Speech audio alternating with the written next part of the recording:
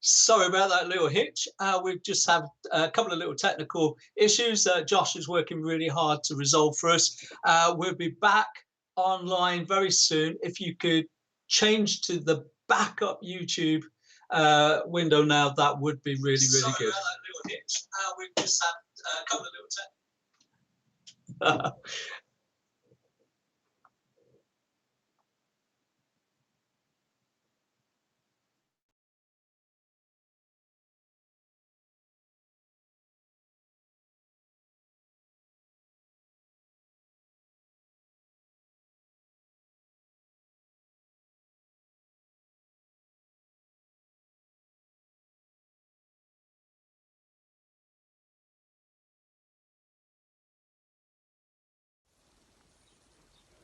Hi, so in this time of prayer, I just want to invite you all to take some time just to become quiet and to come before God just as you are. I don't know what your week has been like, whether it was light and easy or whether it was maybe a hard or worrying week. I just want to invite you to come before God as you are. And just bring him your concerns. So I'll just and your prayers as well, even if there are prayer requests on your heart, things you want to ask of God, things that you feel a burden for. Just want to invite you to come before God with them as well. So I'll just say a quick prayer, give you just a moment to just take your time to just in your heart come before God and tell him what you want to tell him. And then I'll finish with another prayer. And just so you know, I've taken these prayers from a prayer book that's called Liturgies from Lindisfarne by Ray Simpson. So there we go. So Jesus pours out his life into the empty cups of the world and into us, his thirsty people. So come, you who feel weak and unworthy, you who come often, and you who have stayed away. Come, you who love him, and you who wish you could. Come, you who are hungry for friendship or forgiveness. Come, you who long for meaning or just a word. Christ invites to his feast all for whom he has died. All compassionate, all embracing one, you invite everybody from the east, from the west, Jew and Arab, male and female, young and old, rich and poor. You invite ancient peoples and new peoples, black, brown and white.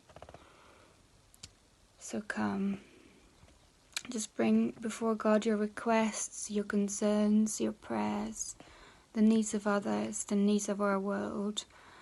So just take time to just come before him. So I'll just be quiet for a minute or so while you do that.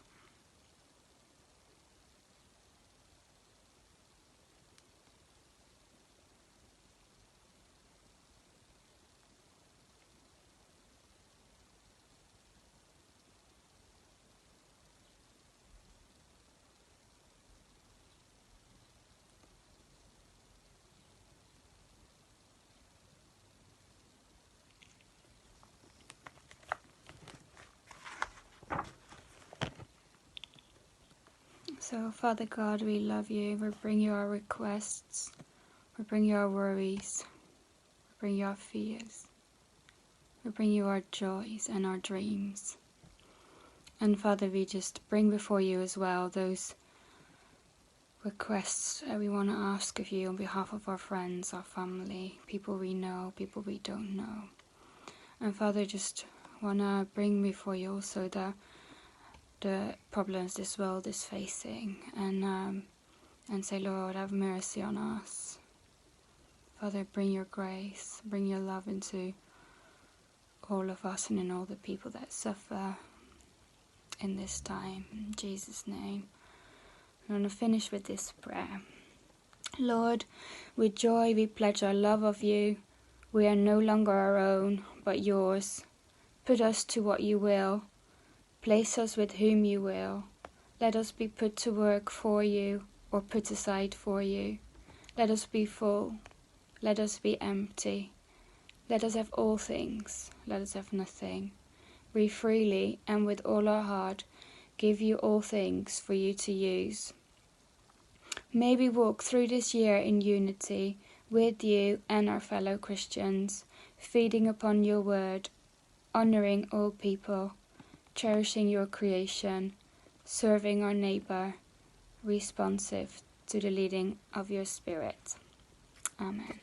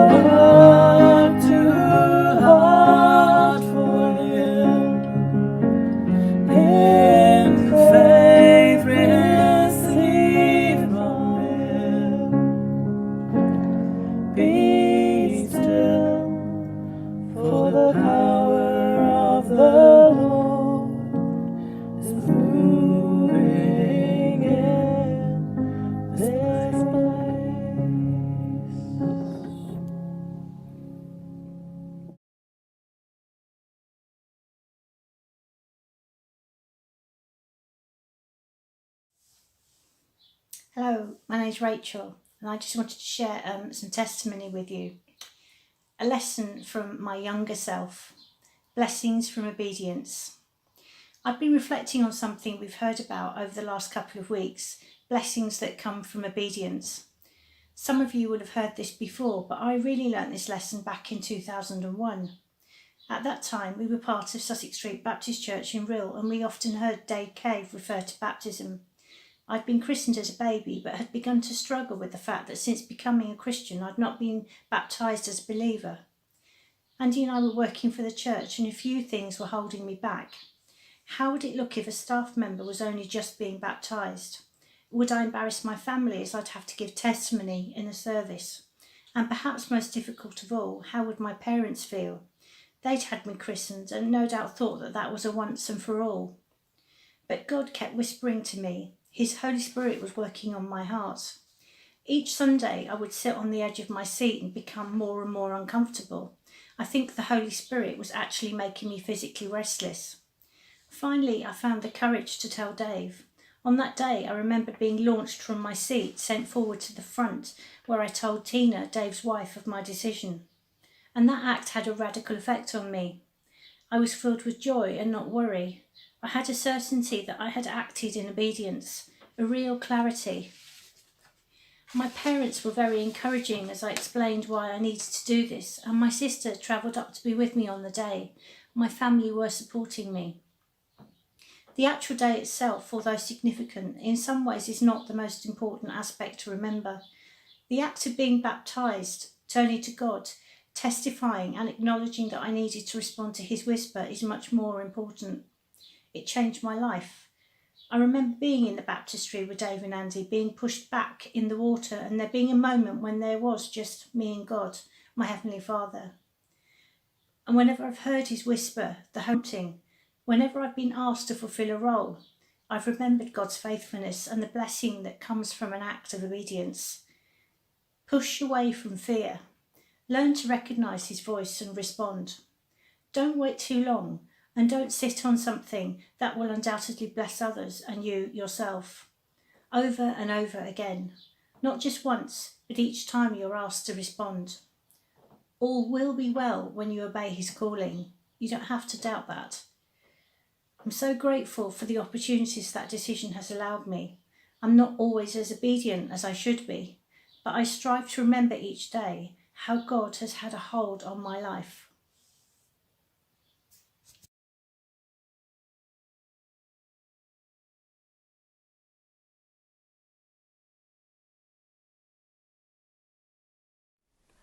Be strong and let your heart take courage.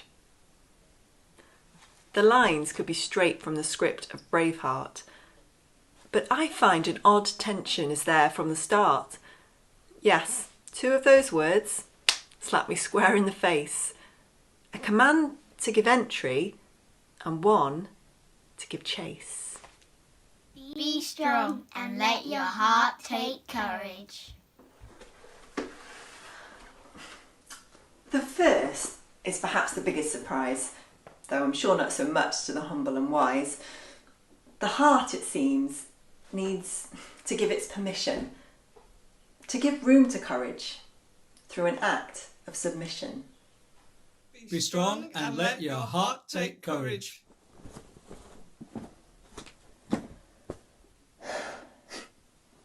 In our sense of weakness, the point we can miss is that courage unrealised is courage resisted. If the Christ life inside by faith is made real, not to be bold is our choice, not our deal. Be strong and let your heart take courage. Allow your heart to risk holy change. Allow him to lead you away from old chains. Allow Lion Lamb God to roar through your soul. Allow transformation. Give him control. Be strong and let your heart take courage.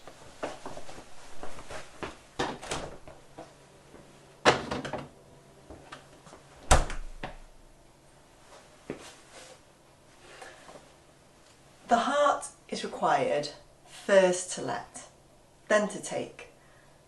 For taking too soon risks the crass and the fake.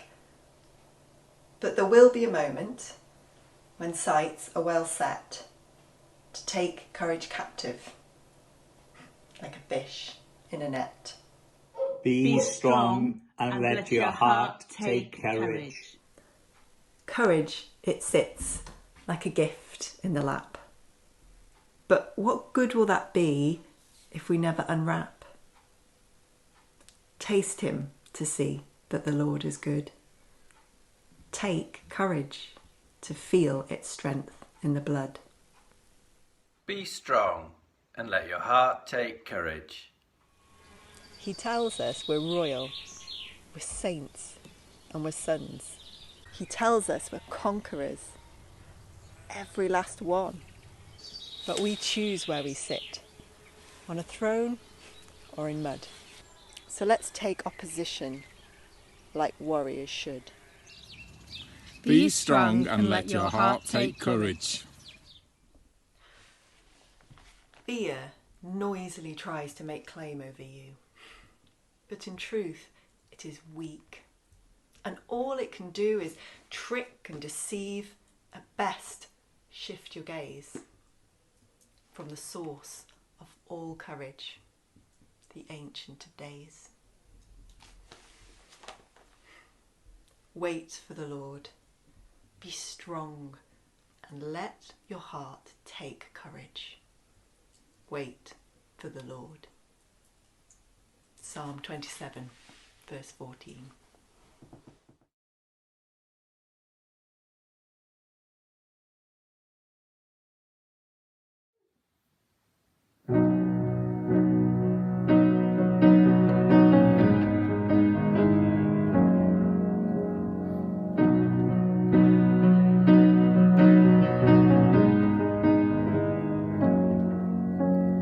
Faith can move the mountains, let the mountains move. We come with expectation, we're waiting here for you.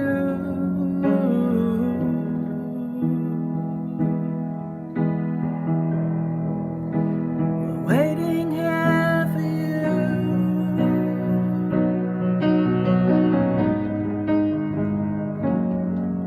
You're the Lord of all creation, and still you know my heart, the author of salvation.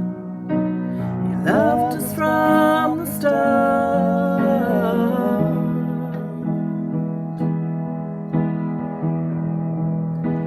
We're waiting here for you, with our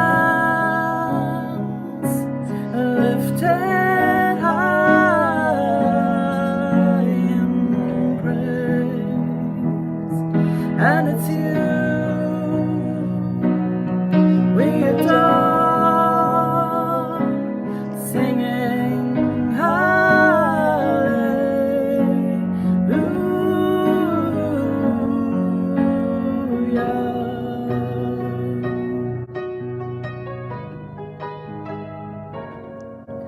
You are everything you promised, your faithfulness is true.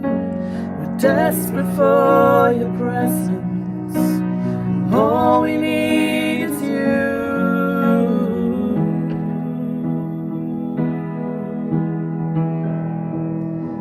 We're waiting here for you, with arms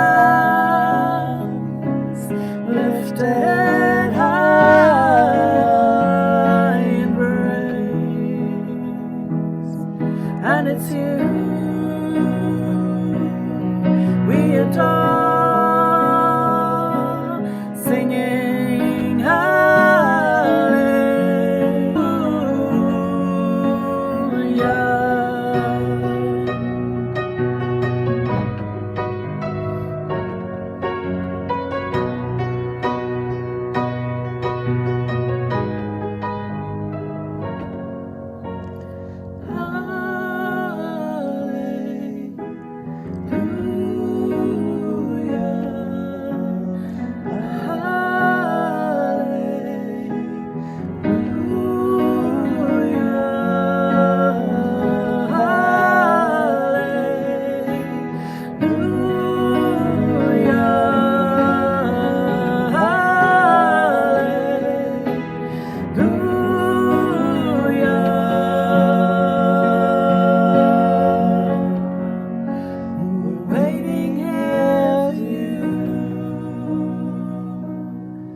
With arms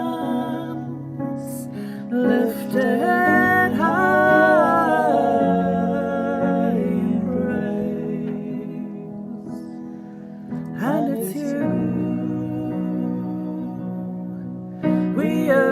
tall, singing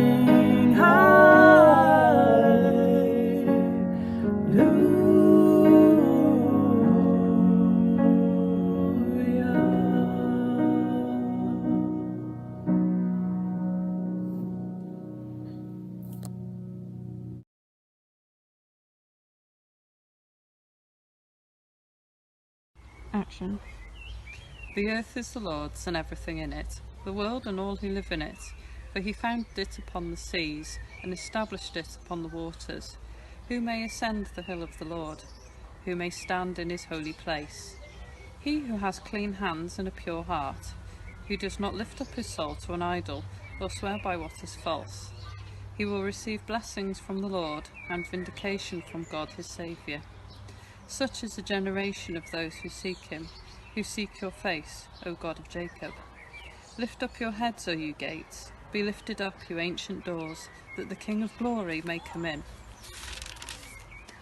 Who is this King of glory? The Lord strong and mighty, the Lord mighty in battle.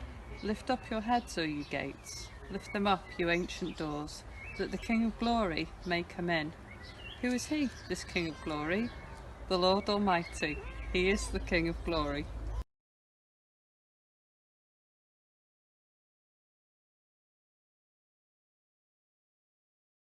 Welcome to our Ascension Sunday message.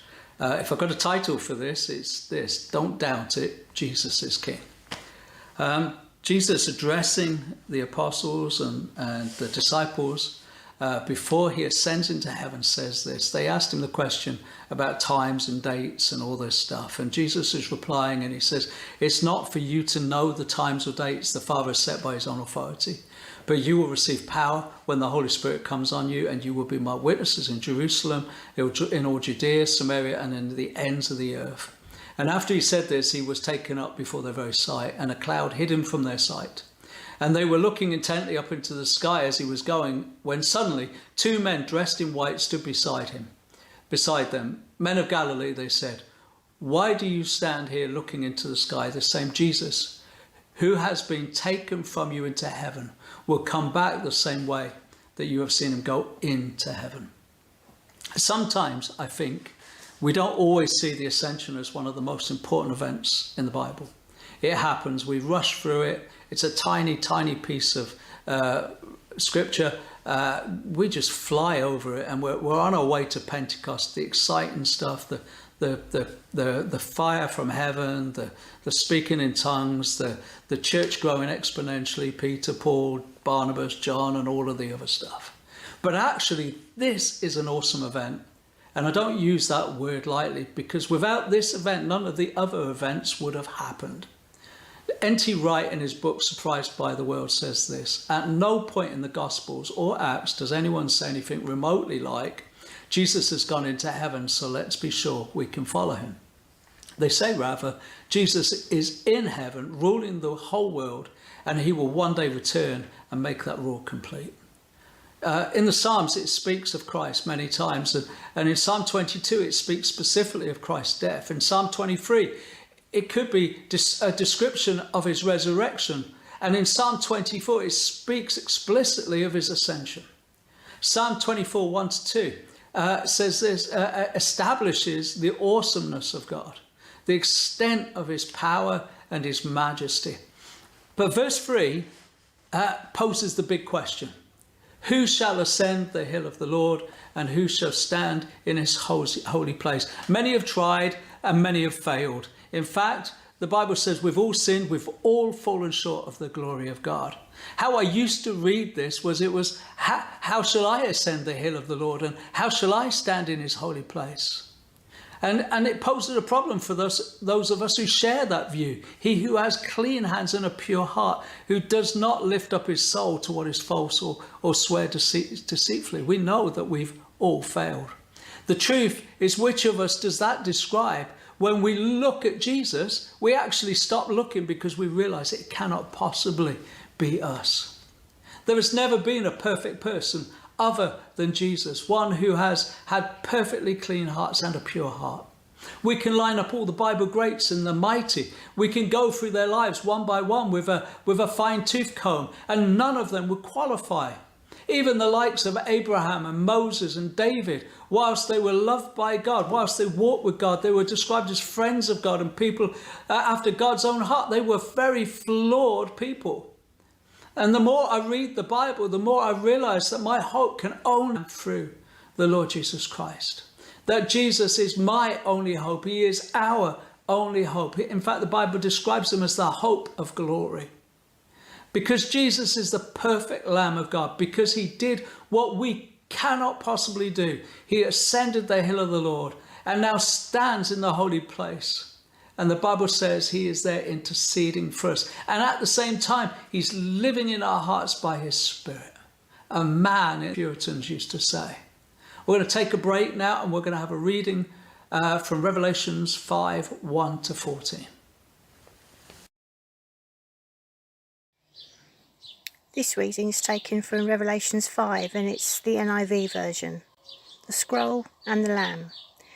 Then I saw in the right hand of him who sat on the throne a scroll with writing on both sides and sealed with 7 seals. And I saw a mighty angel proclaiming in a loud voice, "Who is worthy to break the seals and open the scroll?" But no one in heaven or on earth or under the earth could open the scroll or even look inside it. I wept and wept because no one was found who was worthy to open the scroll or look inside. Then one of the elders said to me, "Do not weep. See, the Lion of the tribe of Judah, the Root of David, has triumphed. He is able to open the scroll and its 7 seals." Then I saw a lamb, looking as if it had been slain, standing at the centre of the throne, encircled by the 4 living creatures and elders.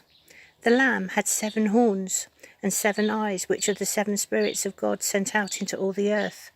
He went and took the scroll from the right hand of him who sat on the throne, and when he had taken it, the 4 living creatures and the 24 elders fell down before the Lamb.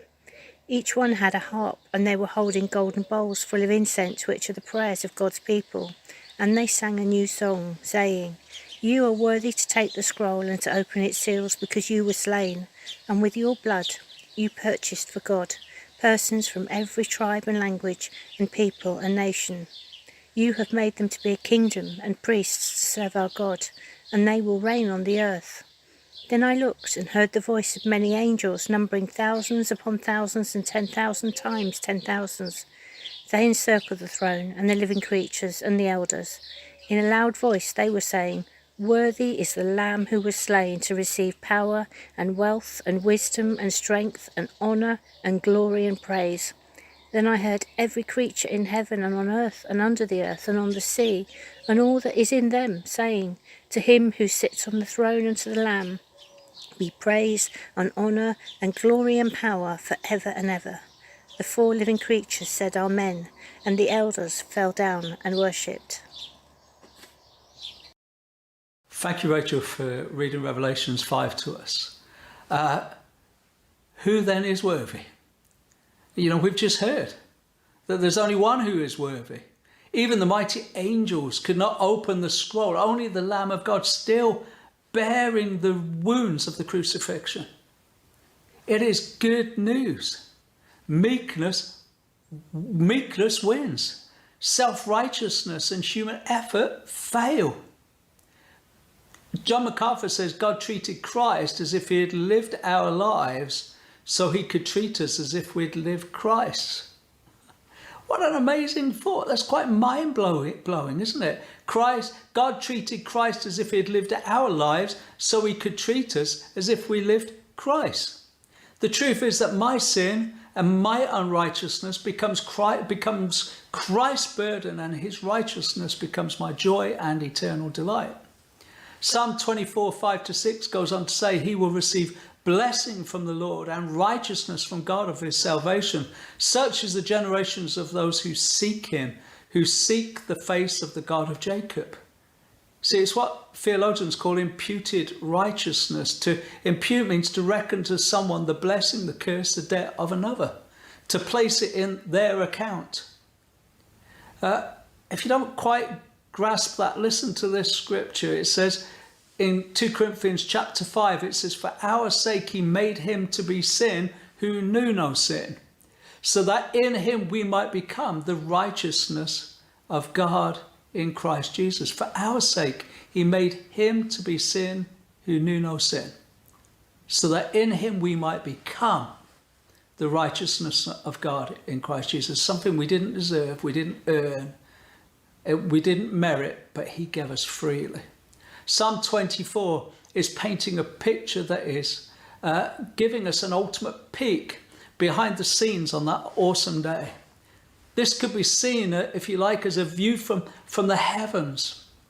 In Acts chapter 1, we see Jesus speaking his final words to his disciples, reminding them of what he had already said to them on the Mount at Galilee. This could be seen as a view from the ground, if you like. Sometimes we don't always comprehend what's going on in the background, but here we have a glimpse, we have a glimmer. And when he had said these things, it says in Acts 1:9, and when he had said these things as they were looking on, he was lifted up and a cloud took him out of their sight. Now, what was happening on the other side of that cloud? What the disciples could not see was this. Heaven would have been electrifying. The atmosphere would have been thick and heavy with excitement and wonder. And suddenly, in the awe of the moment, a voice booms out in heaven, and heaven erupts. It says, lift up your heads, O gates, and be lifted up, O ancient doors, that the King of glory may come in. Who is the King of glory? The Lord strong and mighty, the Lord mighty in battle. Lift up your heads, O you gates, and lift them up, O ancient doors, that the King of glory may come in. Who is the King of glory? The Lord of hosts. He is the King of glory. Jesus standing there at the gates, waiting for them to be open. Matthew Henry, in his commentary on Psalm 24, says this: when he had finished his work on earth, he ascended in the clouds of heaven. The gates of heaven must then be open to him. The doors that may truly be called everlasting, which have been shut against us to keep the way of the tree of life, our Redeemer found them shut. But having by his blood made atonement for sin and gained a title to enter into the holy place as one having authority, he demanded entrance not only for himself, but for us. As a forerunner, he has for us entered and opened the kingdom of heaven to all believers. The psalm is not a picture of you and I desperately trying to keep ourselves pure in order to enter into the promise that God has for us. Rather, this is a glorious picture of our great King Jesus, who took upon himself the nature of a servant and ascended the hill of the Lord in order for all of those who believed in him and trusted in his finished work and who have repented of their sins to know the wonder of entering through those gates with Jesus. Those gates that were at one time shut so tight that only the blood of the slain lamb could open. Where is Jesus now, you might ask? Well, Jesus Christ, it says in 1 Peter, who has gone into heaven and is at the right hand of God with angels and authorities and powers having been subjected to him. That's where Jesus is. In Ephesians, it says, but to each one of us, grace has been given according to the measure of Christ's gift. Therefore, it says, when he ascended on high, he led captive a host of captives and he gave gifts to men. Reggie Kidd said, by virtue of his resurrection, ascension and promised return, he has committed himself to lift me out of every pit of despair and the slough of despond. Wonderful thought. Romans 8 says this: what then shall we say to these things? If God is for us, who can be against us? He who did not spare his own son, but gave him up for us all, how will he not also along with him graciously give us all things? Who shall bring any charge against God's elect? It's God who justifies. Who is it to condemn? Christ Jesus is the one who died, more than that, was raised, and who's at the right hand of God, who indeed is interceding for us. Who shall separate us from the love of Christ? Shall tribulation or distress or persecution or famine or nakedness or danger or sword? See, no condemnation because Jesus is on the throne. We go from condemnation to growing confidence in him because of what he's done for us and on our behalf. Jeff Robinson says, as the great creed has reminded Christians across the ages, he ascended into heaven and sits at the right hand of God, the Father Almighty, from where he will return to judge the living and the dead. Jesus went up and back into heaven, but will one day return as our conquering king. And you know, we hold this hope very dear that one day, the Bible says, when most of us are not expecting it at all, Jesus will return.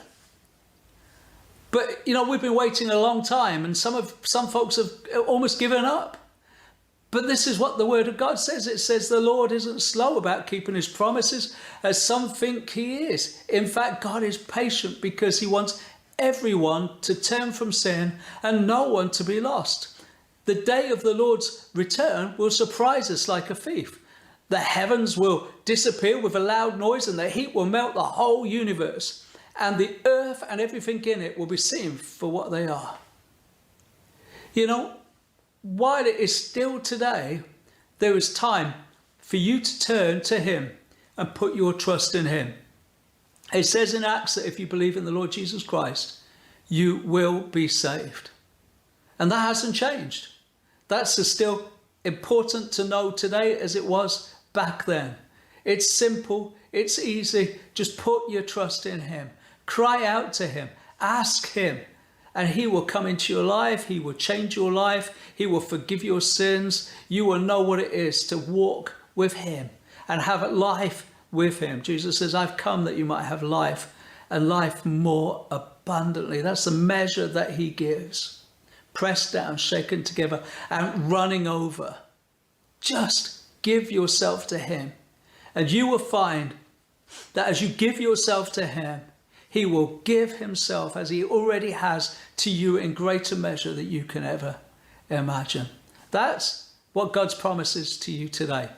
That is because he is now not only the crucified king, the resurrected king, he is also the ascended king. And he reaches out to us from his seat in heaven with the Father. So, call out to him today, while it is still today, and while he still may be found, and he will draw near to you. Amen.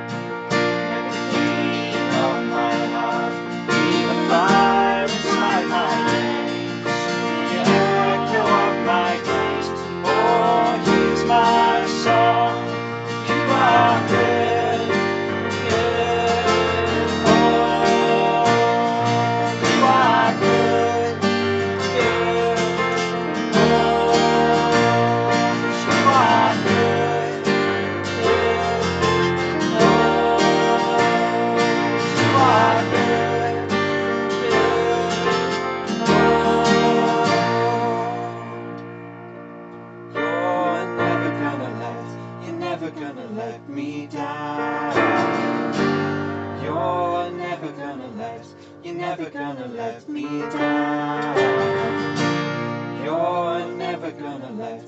never gonna let me down. You're never gonna let me down. You're never gonna let me down. You're never gonna let me down. You're never gonna let me down. You're never gonna let me down. 'Cause you are good, good. Oh, 'cause you are good, good. Oh,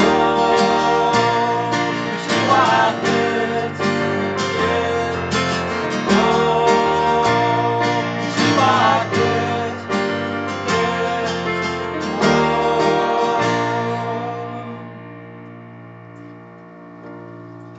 When the night is holding on to me, God is holding on.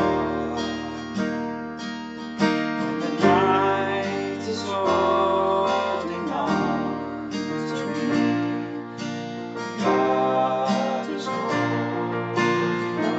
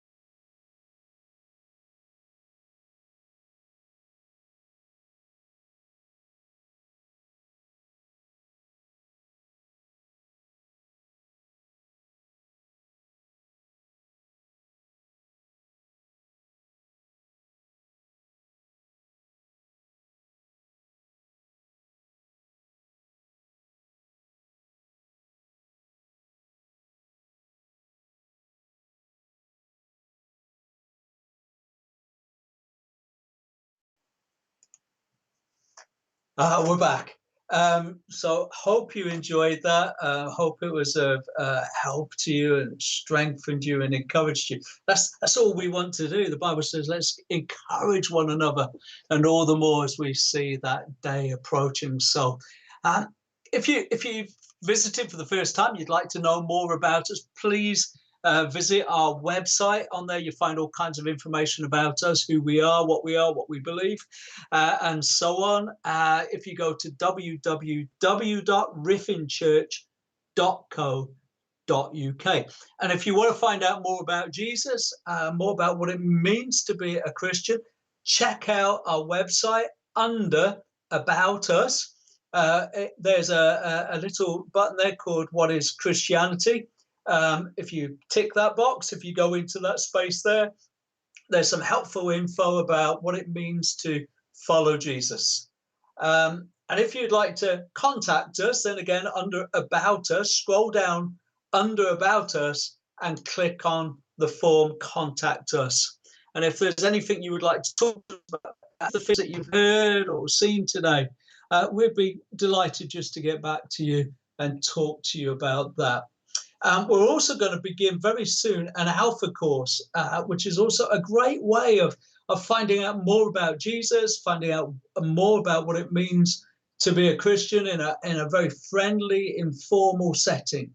So normally this would happen around a gathering, around a meal table, but unfortunately, because of the restrictions that we're all living under right now, that's impossible. So we're going to do it with the aid of Zoom. This is going to start hopefully in June. So if you would like to register your interest with us, please get in contact with us, phone me, email me, or contact us through the form on our website, and we will then respond to that and give you an invite nearer the time.